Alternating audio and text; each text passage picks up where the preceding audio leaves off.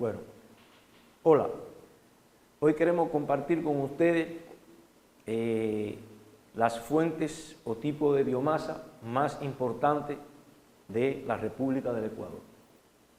Ecuador, aunque tiene una gran cantidad de recursos forestales, las mayores potencialidades la tienen en estos momentos en los residuos de las cosechas. Nosotros podemos evaluar dos grandes fuentes de biomasa en el Ecuador.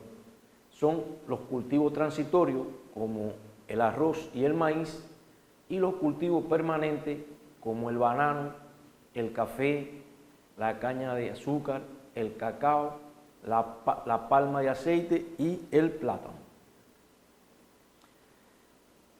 La caña de azúcar es una biomasa que se cultiva fundamentalmente en la zona de Cuenca y el río Guaya, en la cuenca del río Guaya.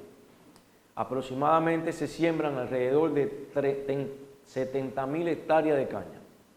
Ese cultivo de la caña produce residuos como las puntas de la caña y las hojas y residuos de su aprovechamiento, de su procesamiento, como es el bagazo. Hoy en día podemos decir que ese cultivo genera aproximadamente 7 millones de toneladas de residuos por año. En Ecuador, de estos residuos, fundamentalmente se usa el bagazo en los centrales azucareros para la generación de vapor y la producción del azúcar mediante un proceso de cocción. Otro de las plantaciones de Ecuador que genera muchos residuos es la palma africana. Actualmente se generan más de 68 millones de toneladas de residuos por año de este cultivo. Y aunque no hay una certificación del uso de estos residuos como una fuente de energía, sí hay muchas investigaciones que se realizan para la obtención a partir de estos residuos de productos de un mayor valor agregado. Por ejemplo, el alimento animal. Otro residuo, otra cosecha que genera muchos residuos en el Ecuador es el café. El café genera alrededor de 10 millones de toneladas de residuos. Dentro de esos residuos están los residuos de la poda, la renovación de las plantas, los residuos de beneficio como son la cáscara, la pulpa, el mucílago y los residuos de procesamiento. En estos momentos, en el mundo, hay un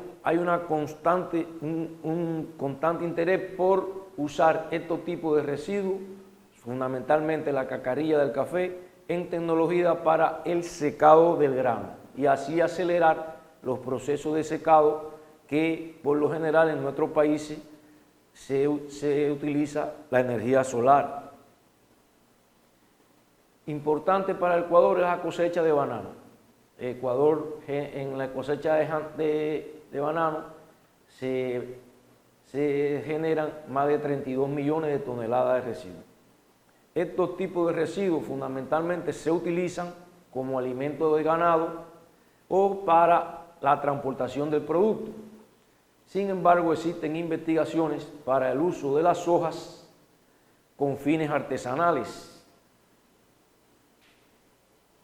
La cosecha del cacao genera en Ecuador alrededor de 133 toneladas de residuos por año. Esos residuos se utilizan en el mundo para la elaboración de bebidas alcohólicas y néctar.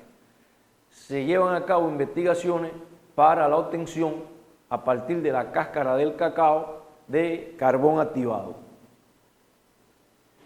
El cultivo del arroz es un cultivo perenne en el Ecuador, genera alrededor de 1.500.000 toneladas al año de pajilla y cascarilla de arroz. La cascarilla de arroz es un residuo que se utiliza a nivel mundial en las plantas de secado, fundamentalmente.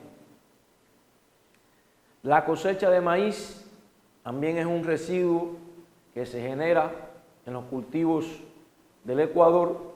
Fundamentalmente las hojas y los tallos se generan y se utilizan para o abono o para el alimento animal, y tiene un potencial que equivale a 0,39 toneladas de petróleo, 0,34 de gas licuado, 0,6 toneladas de biogás, y así sucesivamente en comparación con otros combustibles que son de mayor conocimiento de la población. Bueno, hasta aquí la intervención sobre la biomasa utilizada en el Ecuador. Los espero en otra intervención para hablar de la tecnología que se utilizan para el aprovechamiento energético de la biomasa.